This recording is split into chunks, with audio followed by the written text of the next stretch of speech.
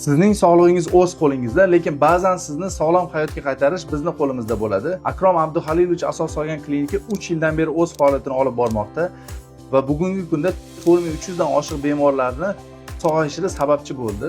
Bizning klinikamizda 35 dan oshiq shifokorlar hamda hamshiralar xalqimizga xizmat qilishni davom ettirmoqda. Biz klinikamizda bo'yin va bel grijalarini operatsiyasiz usulda davolash, yelka va tizidagi og'riqlarni, insult kasalligi asoratlarini, yuzdagi va boshdagi og'riqlarni davolaymiz.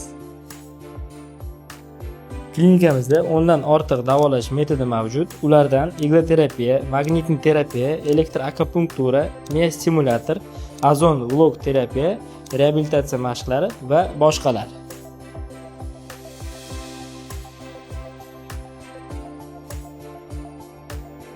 Klinikamizda bir kurs davolanish 10 kundan iborat bo'ladi. Siz bu vaqt ichida uyingiz yaqin bo'lsa, qatnab davolanishingiz mumkin. Yoki bizni maxsus sharoitlar bilan tayyorlab qo'ygan xonalarimizda qolib davolansangiz ham bo'ladi. Keling, sharoitimiz bilan tanishamiz.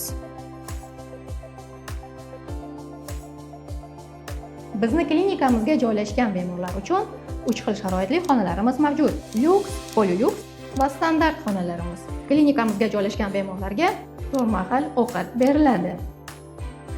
Birinchi yotgan kunlaridan boshlab kasallik tarixi ochiladi, ekiga qilinadi va shundan keyin asosiy davolarimiz ketma-ket sekin boshlanadi. Kun tartibimiz 7:00 dan ertalabki LPK mashg'ulotlaridan boshlanadi va shundan keyin bemorlarimizga asosiy fizioterapevtik muolajalarimiz boshlanadi va muolajalarimiz soat 16:00 da tugatiladi. Klinikamiz ochilganda birinchi nomi Avicenna Pupil bo'lgan, ya'ni besinov shogirdlari ma'nosini anglatadi.